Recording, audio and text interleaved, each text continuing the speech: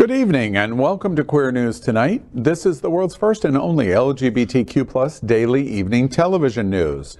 We're broadcasting live and then available on demand. And we're available on all smart televisions, including Roku, Apple Television, Android TV, Amazon Fire TV, YouTube, and Facebook. It's time to queer up the news. It's Tuesday, July 11th, 2023. We are live and literally out of the closet and into the headlines. So many of your important stories we're going to tell this evening on Queer News Tonight.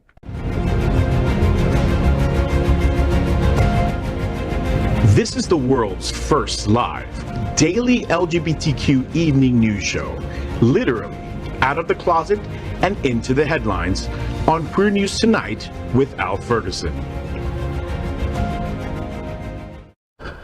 I'm your anchor at Queer News Tonight, Al Ferguson, and this evening we bring you the news of and a perspective representing the LGBTQ+ community from South Florida, America, and across our planet. This is the world's first and only unedited live LGBTQ+ evening news show. Whatever happens unique in LGBTQ news, you will see it and hear it. Hotspots Magazine, Happening Out Television Network, is a nonprofit 501c3 media company in the same model of PBS and NPR, but designed for the LGBTQ+ community. Our mission is to support the 10 pillars of our LGBTQ+ community. We want to inform and educate the key issues of our Black community, Latino, lesbian, trans, students and youth, seniors, HIV/AIDS healthcare, business, social justice, and faith. Help us support our community. We are part of one of the largest LGBTQ+ media companies in America, Hotspots Magazine and Happening Out Television Network. Our magazine is celebrating 38 years of the LGBTQ+ experience, and our television news, talk, and entertainment shows support our mission to educate the LGBTQ+ and broader community. Well, let's welcome anchor Adrianna Tender.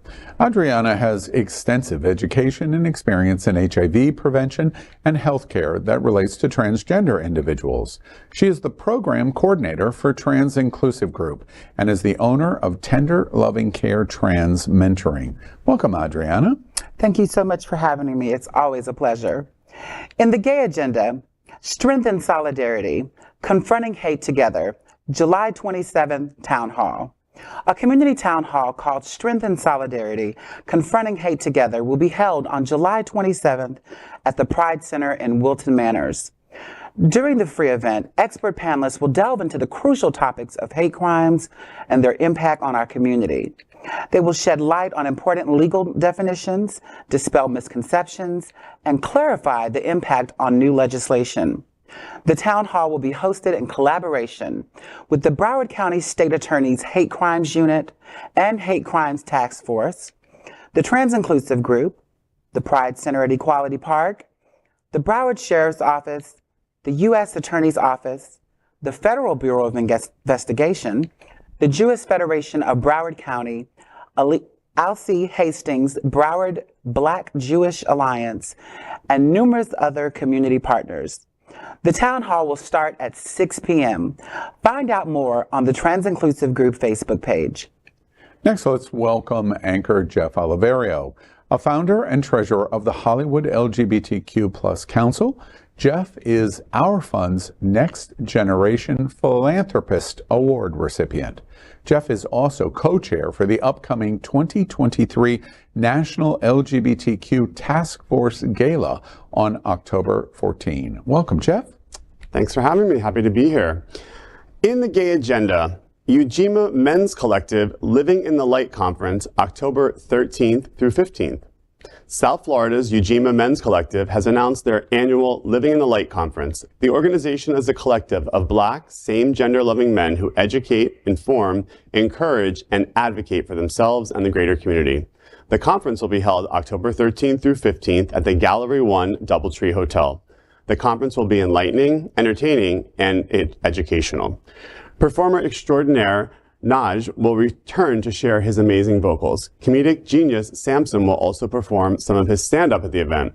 Those who need it can complete the application for a scholarship. You can log on to register for the conference or apply for the scholarship at www.ujimamen.net. Let's welcome anchor Jacob Reide Jennings, a professional ballroom and Latin dancer turned real estate broker and philanthropist. Jacob leads the Sherlock Holmes Foundation, a nonprofit 501c3 to address LGBTQ+ youth housing insecurity. Welcome, Jacob. Why, thank you. It's so good to be here, Al.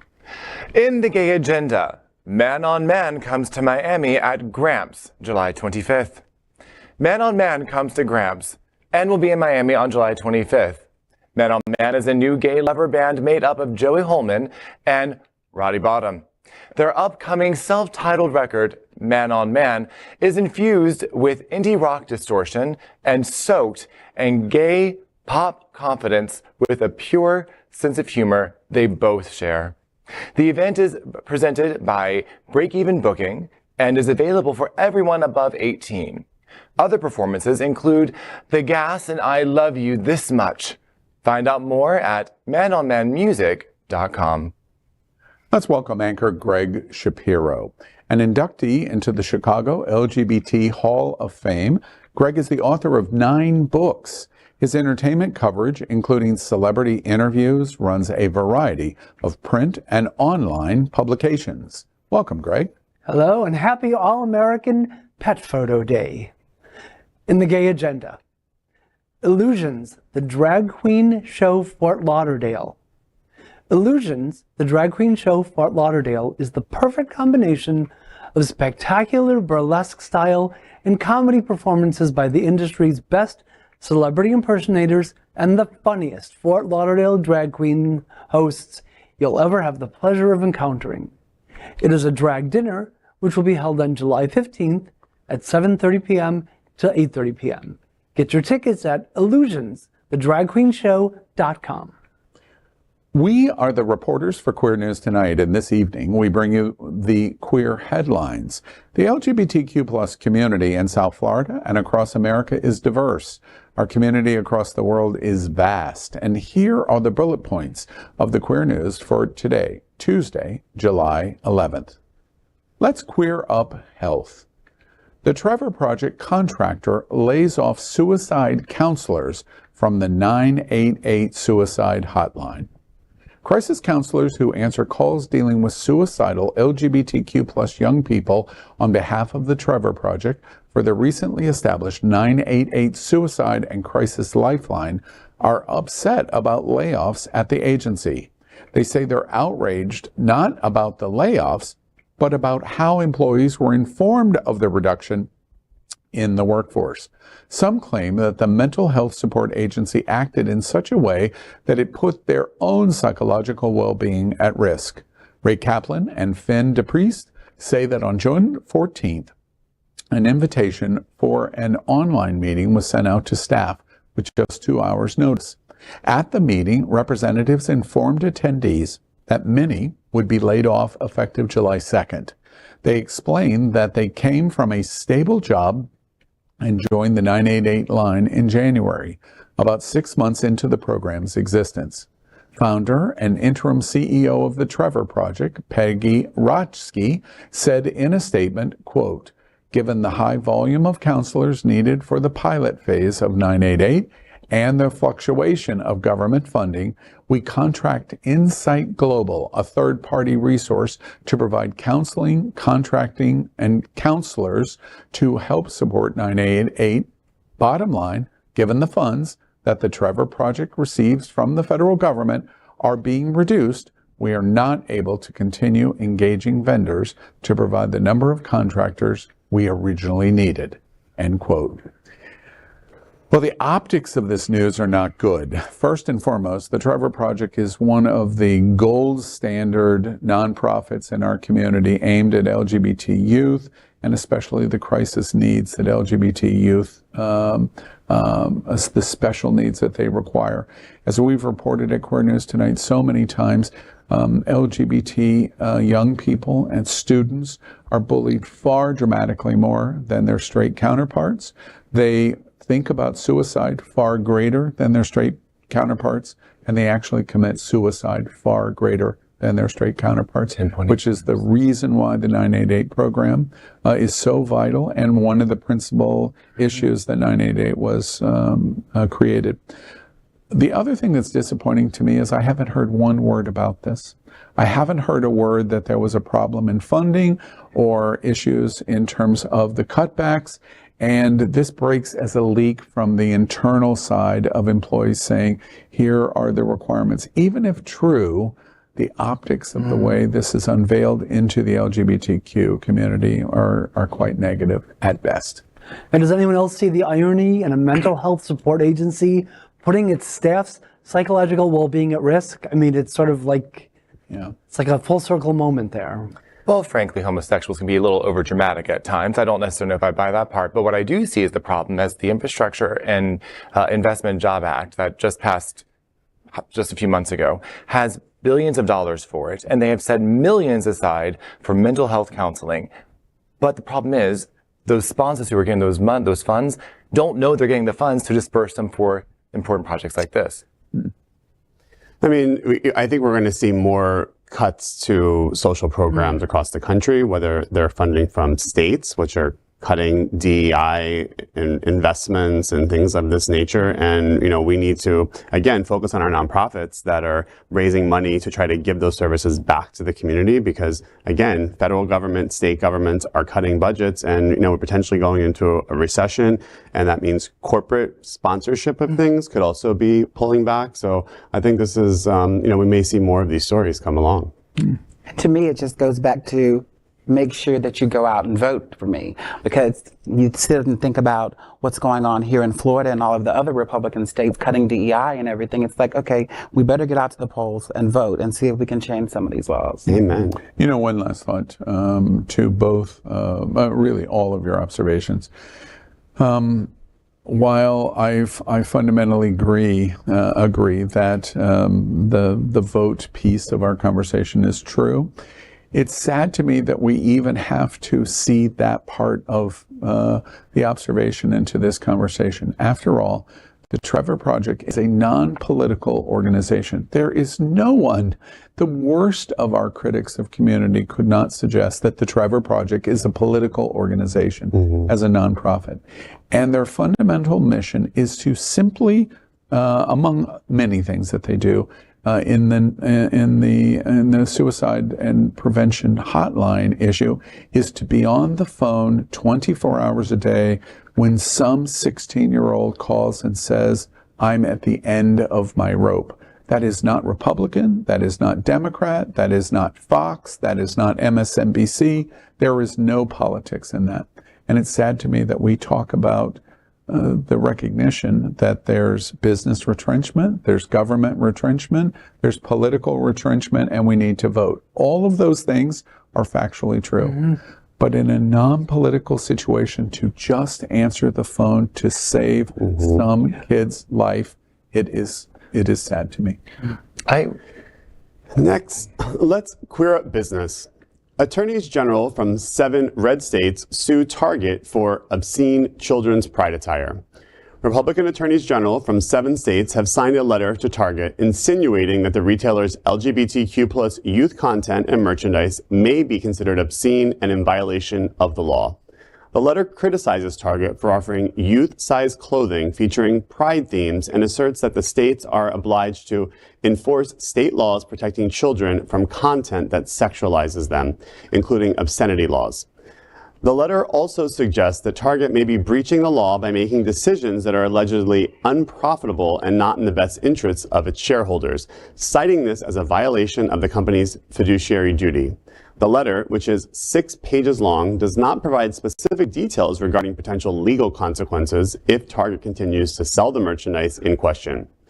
Lacking legislation that specifically declares content such as Target's Pride line as obscene, some state attorneys general may turn to interpret old obscenity laws as including LGBTQ+ content. While most legislation labeling LGBTQ+ content as obscene did not pass this year, advocates are concerned about the growing momentum behind such measures. There is an escalating trend among states in targeting the LGBTQ+ community, particularly on issues pertaining to gender identity. The 7 attorneys general are Todd Rokita, Tim Griffin, Raul Labrador, Daniel Cameron, Lynn Fitch, Andrew Bailey, and Alan Wilson. I'm going to have to pass Jeff smelling salts any second. Listen, I think we can easily, without naming the states that are part of this, these attorney generals, to label them Tennessee as red states. Texas. I looked them up. We have Indiana, Arkansas, Idaho, Kentucky, Missouri, and South Carolina are amongst those. And Mississippi. Mississippi, excuse me. Florida? Not yet. Florida has not signed on yet.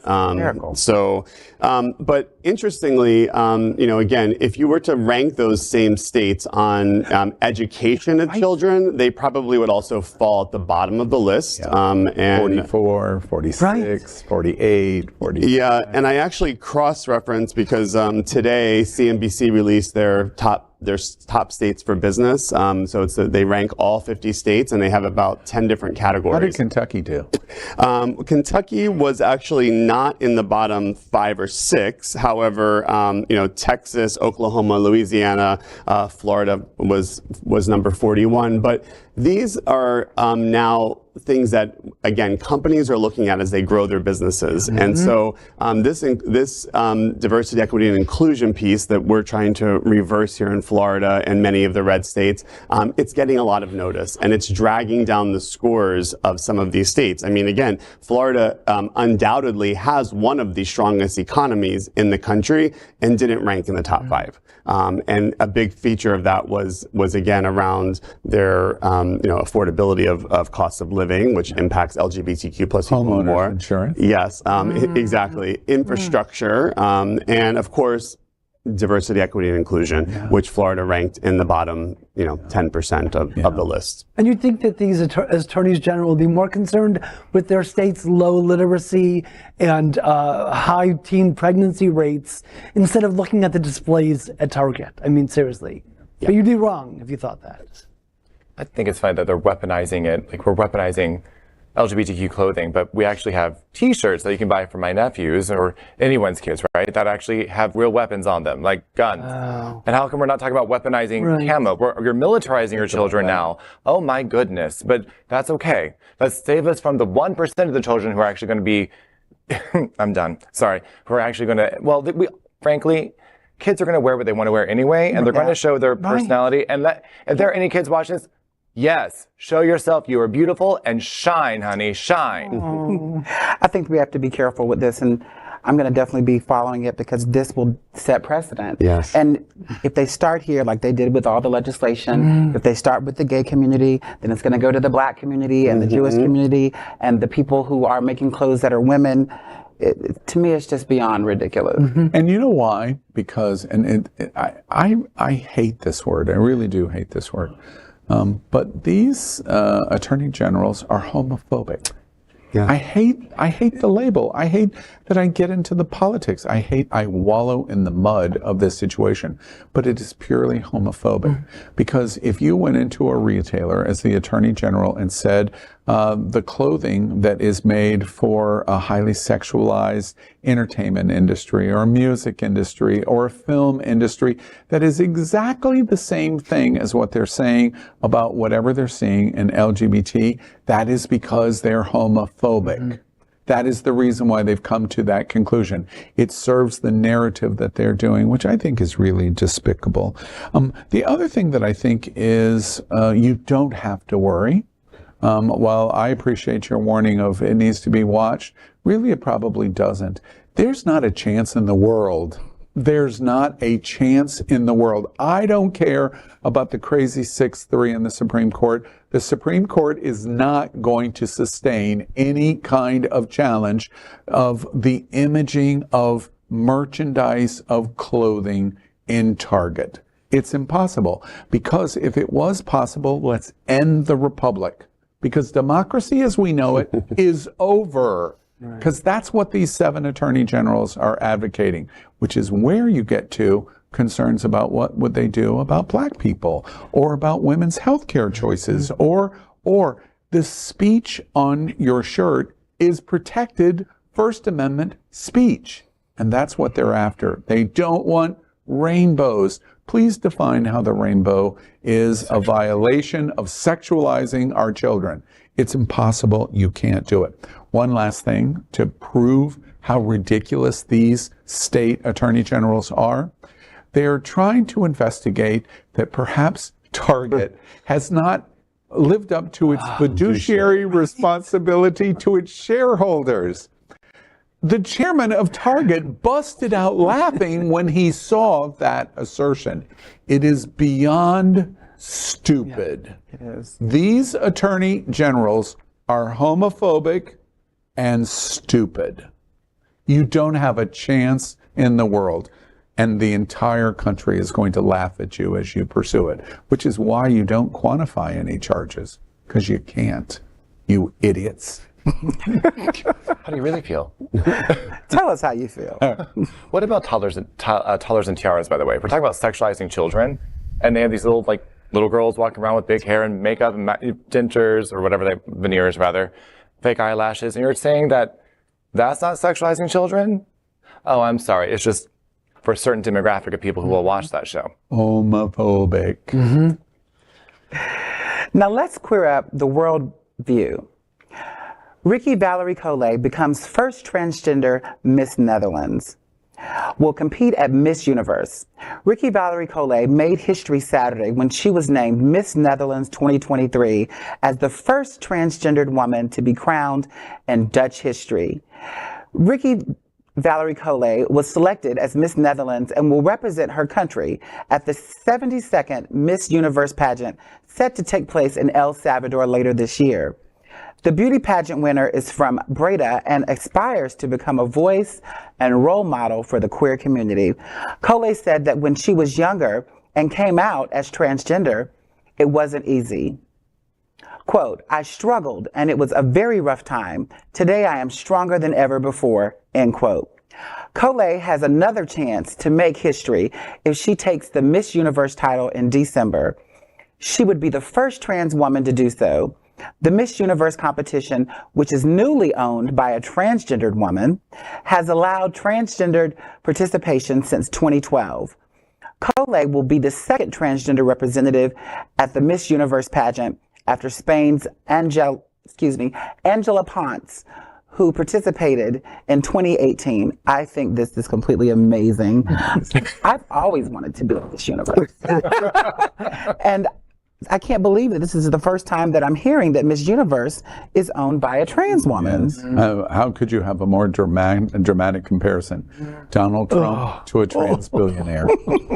Lovely. To an actual billionaire. A real billionaire. Billionaire. Oh Boom. my goodness. Thank And you, this Jack. check mark. It's fantastic. For me, that's the line of the day.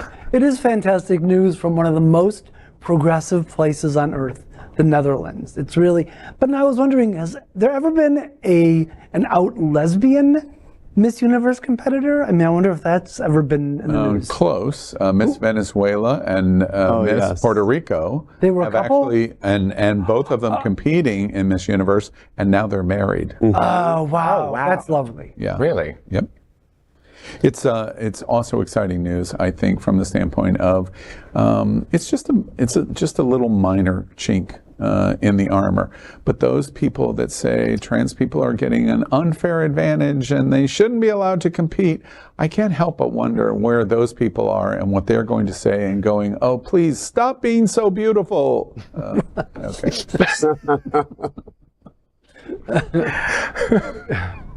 I have nothing to follow that up with. That was wonderful. Okay, next, let's queer up trans rights. 25,000 march on London in 5th Trans Plus Pride event.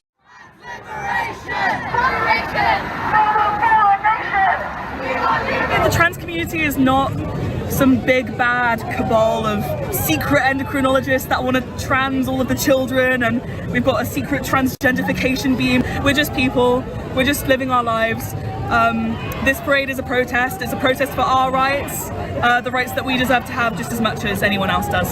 So true, and I think as well, like, I genuinely believe that everyone is a bit more transgender than they think, and I think that's important. The things that we're asking for, you know, they benefit everybody. It's about the the autonomy over people's own bodies and the autonomy over your identity and like medication and everything like that, and also the freedom from like oppressive norms of beauty and that like constrict people every day. This weekend, around 25,000 people took to the streets of London to demand equal rights for trans people in the UK. The Trans Plus Pride 2023 event, which is the fifth of its kind to take place in the capital, saw marchers rally through Trafalgar Square and Piccadilly before eventually culminating in Hyde Park Corner. Speakers included performance artist Travis Alabanza, actress Yasmin Finney, and model Monroe Bergdorf, with the latter reminding the gathered crowds that the event was primarily a protest, a day about both love and rage. Most of her, and everyone's anger, was targeted at the Tories, whose polarizing and often needlessly cruel policies have led to an increase in transphobic harassment. Bergdorf said, quote, "We are in a particularly sinister moment in history where trans rights are being weaponized by the media and government in a senseless culture war that benefits no one but the ruling class," end quote. In the UK, London's Trans Pride follows the news earlier that in the week that the trans charity Mermaids had its case to appeal the LGB Alliance getting charitable status dismissed. It also came after the news that the UK ranks as one of the least supportive countries for trans people in the world, as well as puberty blockers being denied to trans youth and sporting organizations placing bans on trans participation. Anyone want to act surprised real quick? Anyone? Waiting. It's funny, you think like if you were the country that actually went and colonized everybody else in the world, that you might pick up a thing or two and learn how to be inclusive and talk to each other. That's why there's homophobia in the Caribbean and in Africa. Yes. Is colonization of Britain. Right. Although the UK hasn't, there have been some recent apologies to the community. I mean, there have been some changes in recent months, and there's still a long way to go. I think I saw that in The Crown. Well, I think it's just a reminder that we continue to export hate from this country. Right. I don't know if you saw the story last night about sharing of medical records now in Tennessee. Is that right? In Tennessee for people that are getting trans medical services. I mean, what could be more invasive than sharing the medical records against your authorization, which I believe we have an act against that called HIPAA, that now we're sharing them with, again, red state attorney generals who are overstepping their boundaries and being invasive in the lives and healthcare of your own personal decisions. So, I mean, this story is not shocking, but, again, we continue to be kind of the breeding ground for these really terrible, and they're talking about cruel policies. We should be looking at ourselves right now, which of course we are. 25,000 people to show up. That's pretty impressive. I think that's amazing. Did that excite you? It did. I was just sitting here wondering, like, what would it take for us to have something like that here? An act of God. I'm in agreement. Literally. With all due respect, in South Florida and other places in the country, I will just say, in my time here in South Florida, the most transformational issue that I have faced in LGBT is trans. In coming down here, I have said repeatedly, I can't tell you, and this was working with RuPaul and the show for 7 years, I can't tell you I certainly didn't have any friends that were trans, and I can't tell you that I knew anyone is trans. And now when I say that, I go, God, Elle, you were really stupid, because you worked at RuPaul's Drag Race and it was full of trans people, but you couldn't talk about it. And no, there could be no trans people in RuPaul, and RuPaul has evolved. It's transformational for me because the answer to your question is organizations like Trans Inclusive struggle and struggle and struggle and struggle. Every step you take is a step that is a fight up a mountain to get to the top of the mountain. Every single step, including in one of the gayest places on the planet, which is here in South Florida. I got to a point. I just make an observation. Congratulations to London. The march looked amazing, and Trans Pride looked amazing. But I got to the point where I would sit at this show and say, or we would do special programs with Trans Inclusive of a special edition of Queer News Tonight, where I was like, LGB and Q, where are you? When are you coming in to support? I just don't understand why you aren't. And to me, I will just say, I have just in the last 10 days, your husband was with me. We were in Medellin in Colombia at Pride, and 90,000 people marched inside the parade, not just watching. Inside the parade, 90,000 people. Oh my goodness. And the entire parade was dedicated to the trans community. Oh, that's amazing. I watched the greatest embracement of the trans community I have ever seen in my entire life. It put every single thing that I've ever seen in the United States completely to shame. In every possible way, the number of flags that were flown, the number of messages of support, the amount of love that was demonstrated, even to the numbers on the floats done in numbering with the trans colors on the numbers of the floats in every possible way. And the most amazing thing about it is no one cared one iota about the issue of trans. There was no politics behind it at all. It was just acceptance and support the community. We have so far to go here in America. There's just no comparison. 25,000 in the UK. It's a very problematic place still in Britain. But other places in the world, the Netherlands, in Medellin, Colombia, they just think in a completely different way. And the two big reasons are the radical GOP, the radical evangelicals, and supported by media like Newsmax and Fox News. And as a result, they just battle and battle and battle, which makes your job almost impossible. So when you see me missing and you see a picture of me on a beach somewhere, and I'm looking You're off to Colombia, I'm purged, and I have the most beautiful veneers, and I'm smiling, I'm in Colombia. Yes. And God bless you today. We need to recognize the fact that it's also our community with the diet gays, right? The cisgendered Caucasian men who sit on the sidelines and let everybody else do the heavy lifting for them when they don't want to recognize that Stonewall was started by queer women of color and that they are riding on those coattails and you owe them. Payback time. Step up to the plate and stop being so entitled. I didn't have to say it. He did. I think it's amazing. Diet gays. Next, let's queer up health. Utah's Governor, Spencer Cox, says U.S. health groups are politicized and unreliable for info on trans health care. On a Sunday appearance on Face the Nation, Governor of Utah, Spencer Cox, said the number of young people who identify as transgender and ask for hormone therapy or puberty blockers is exploding, and that American medical groups like the American Academy of Pediatrics have become politicized.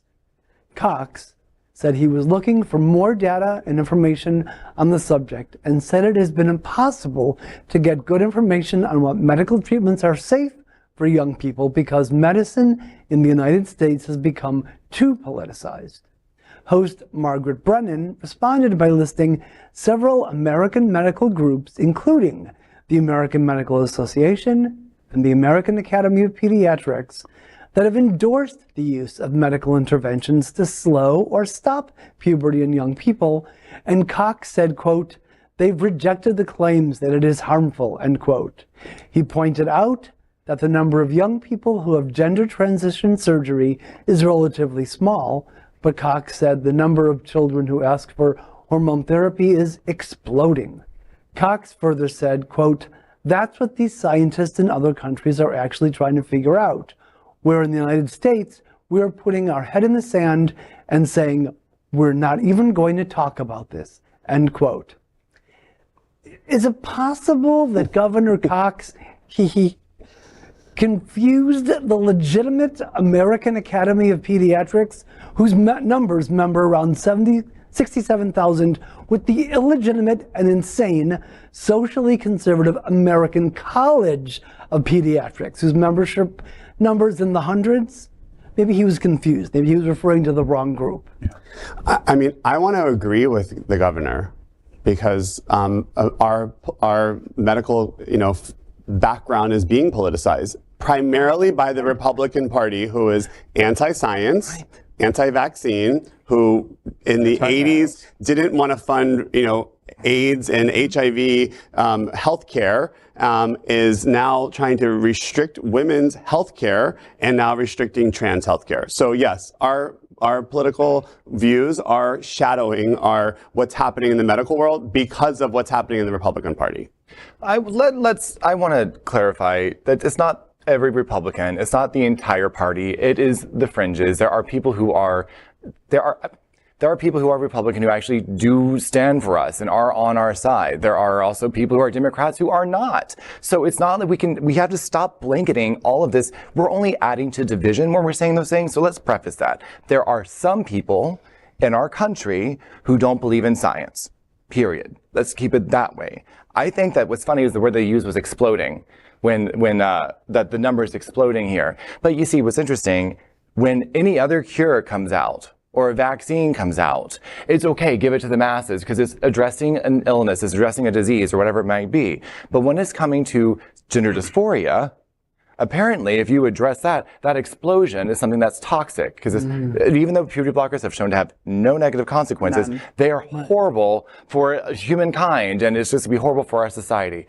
That is why it's just the double-edged sword. This is double standard that does not need that we need to correct there. But that's I will rephrase what I said. The Republican platform is all of these things. They've embraced this platform. So Republican voters may not have embraced all of these, but the Republican platform has, and again, the Republican leaders that are in Congress who wanted to investigate Dr. Fauci as another example, that is the leaders of the Republican Party. Republican voters, I take back my comment. And our Republican governors. Yes, right? exactly. Right. Yes. And when I think about the numbers exploding, I just think that the kids now, they thought and had the misconception that it was safe for them to come out and be who they were. Exactly. I remember back when I was a kid, oh my God, I would never have thought about transitioning or at least opening my mouth about transitioning. But now, at least a couple years ago, it seemed to be that it was a safe place and it was okay. And you had, I can't tell you how many youth that were coming to Pride lines and trans-inclusive group and trans-social, the parents trying to get information about transitioning. This is why this issue is so insidious, because they know exactly what they're doing. The reason why people are expressing their authenticity is because they got to a point where they thought, I can be who I am in America, and there will not be terrible consequences for me to do that. The minority, which you're talking about, has weaponized this subject to win elections, whip up the base, raise money, and be a dominant, controlling alpha in the politics of politicizing America. And the reason they're doing it is a backlash to the more natural nature of what our society was. If trans, in terms of gender dysphoria, let's say it amounted to 1.5% of population or 2% of population, if we got much beyond 2%, it would be a real argument to say, we got to do a lot more study to find out it's that number. What they are doing, what they do on Fox News, what Laura did and what Tucker did is to say it's exploding and everyone is doing it. That is a lie. It is a total lie. And why do they tell that lie over and over again? Because of power and control and money. Creating fear. And create fear. They want to push you back into the closet. You can exist as long as you don't raise your hand and speak. Now, once we realize that, then we analyze what they say, that our medical professions in the United States are politicized. Really? The Republican Party, the radical GOP, the radical evangelicals versus 68,000 medical professionals that have said as a body overwhelmingly, what the hell are you talking about? The psychiatry and the medical profession is politicized, or the evangelicals and the radical GOP? Come on, who are you kidding? You can't sell this. You couldn't sell it to a mule. It's just a flat out lie. And unfortunately, our trans kids are the fodder of your lie. It's an incredible shame. I have been a believer that trans is transcendent. It's a form of evolution. But the things we're going to see coming down the pipeline in the next 20 years, you're going to see trans start to include technology. It's going to start including different prosthetics that are going to be put in there because you're transitioning your body. When is it okay to have a prosthetic foot, but you can't have different genitals than you were born with? They're going to start lumping it all together. And then we're going to see different things happening with the ADA. We have to pay attention to this stuff because there was a great TED Talk on it. But I think it's going to be really interesting to see how they're going to separate what we know as gender identity now versus what's human later.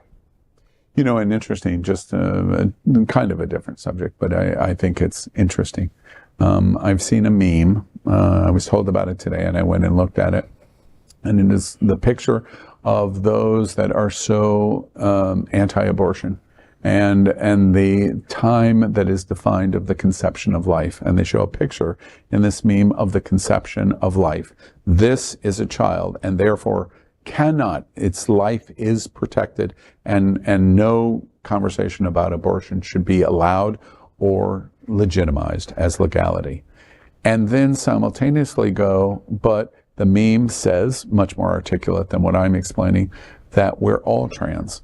Because at that moment of life, there is no genital development. No gender. There's no male or there's no female, but it's life. And at that point, they're willing to defend that until it's no longer their story that they want to defend for money and power and control. And therefore, they stop to defend. Are you saying there's hypocrisy? I know. Sounds like it's hard to believe, isn't it? They will start to do it by saying it's chromosomal, but there are so many different variations of chromosomes besides XX and XY. There's people born with one chromosome called Turner syndrome. There's XXY, which there's so many more. This all sounds like science to me. Okay. All right. Now, here's a sneak peek at some of the stories this week in our partner, Out South Florida. This week in Out South Florida, powered by Queer News Tonight. I'm Out South Florida senior reporter John Hayden. In this week's issue, Hamburger Mary's has an open door policy once again now that the drag ban is blocked by a court. Also, the National LGBTQ Task Force celebrates success, doles out some cash, and prepares for the next political battles. And neither a beating sun nor soaking rains could stop Flockfest. I wrap up the annual beach party. I'm John Hayden. Those stories and more in Out South Florida, on stands now and always updated online. Next, we are proud of our special partnership with Sunshine Cathedral, the world's largest queer church here in Fort Lauderdale. Supporting that partnership, we are broadcasting from our permanent set here at Sunshine Cathedral at the Happening Out television studios. We broadcast Sunshine Cathedral's Sunday International Service at 10:30 a.m.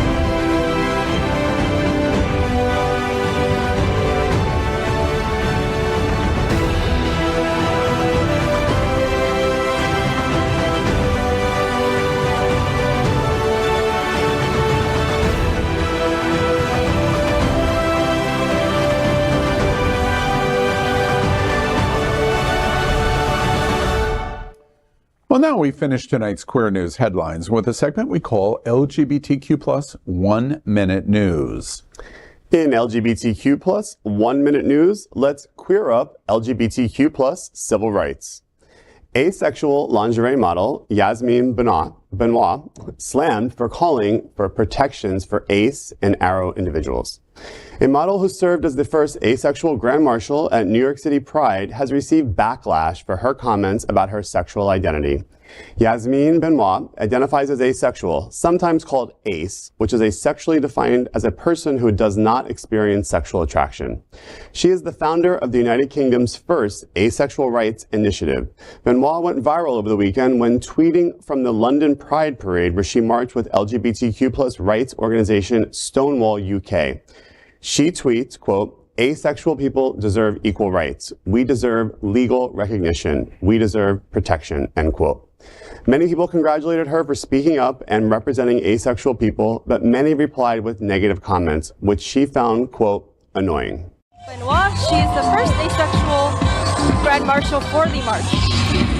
I cannot express how much of an honor it is to be here in New York City and the United States for the first time.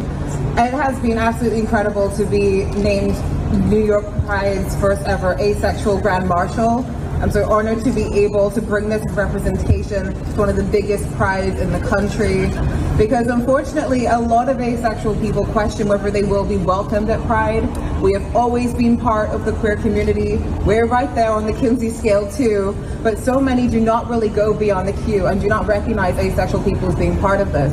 And unfortunately, there is still a lot of contention about asexual inclusion in these spaces and a lot of division within the community, which is why I think it's particularly appropriate that the theme this year is about strength and solidarity, because we do need solidarity between all the letters and all of the identities within this community, because you cannot uplift all of us if you're leaving some of us on.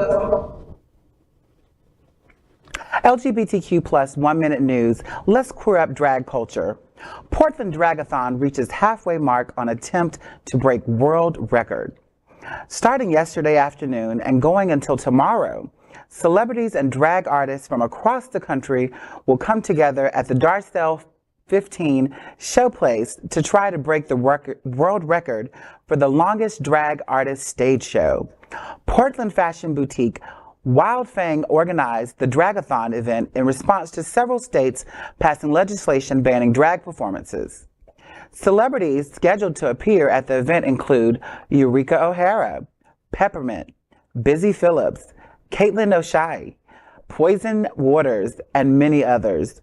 The current record for the longest drag show recognized by the Guinness World Records is 36 hours, 30 minutes, and 40 seconds. Achieved in Australia in 2017. LGBTQ plus 1 Minute News. Let's queer up the worldview. U.S. religious groups are helping to push anti-LGBTQ plus initiatives around the world.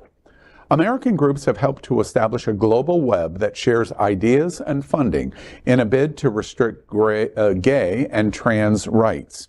When the U.S. evangelical preacher and anti-LGBTQ plus crusader Scott Lively landed in Uganda in 2009 to warn of the gay agenda, he was arriving after a series of culture war defeats at home.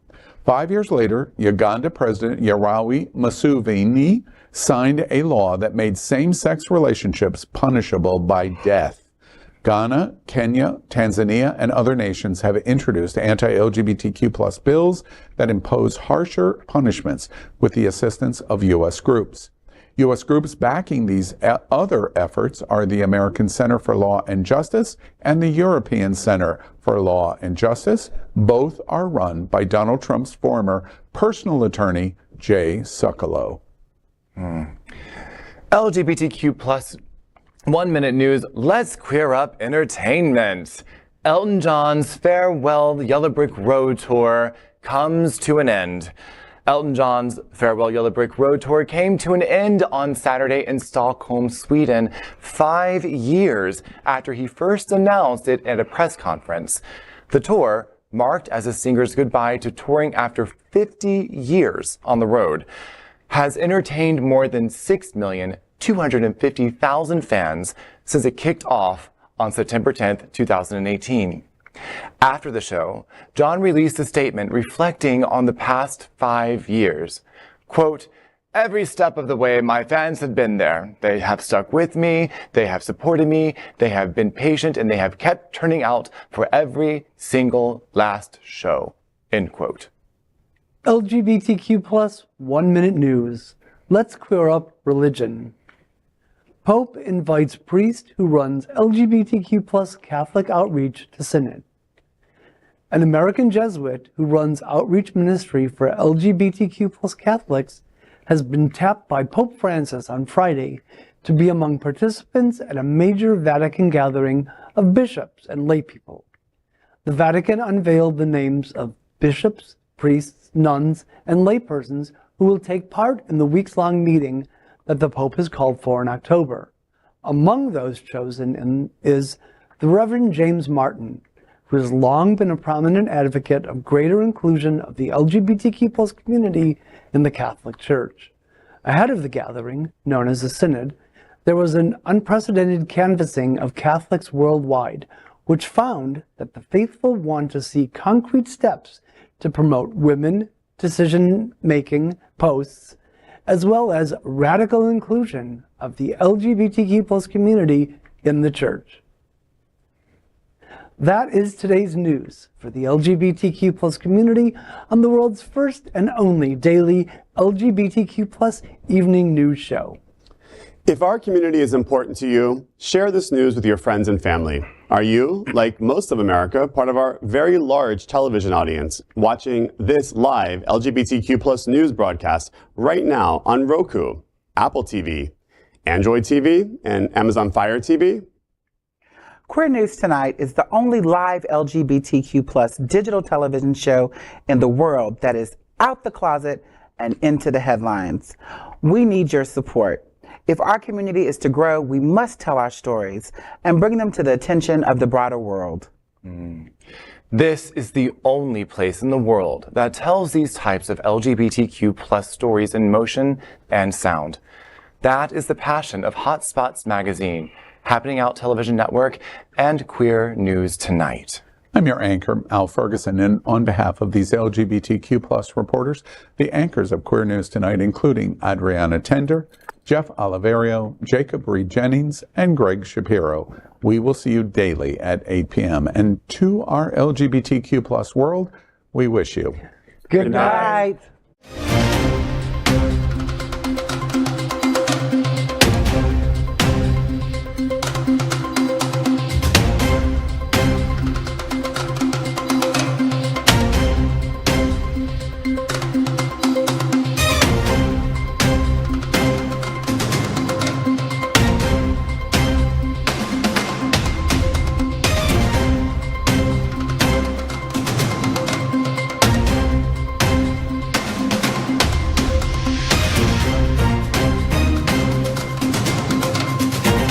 We are Queer News Tonight, the world's first and only live daily LGBTQ+ evening news show, brought to you from Happening Out Television Network. We operate in the same model of PBS and NPR, but for the LGBTQ+ community. We educate, inform, and entertain by supporting the 10 pillars of our LGBTQ+ community, with more than 100,000 a week watching us on Roku, Apple Television, and other channels. To keep the story going, we accept donations with 100% transparency. Stay updated and live authentically with Queer News Tonight.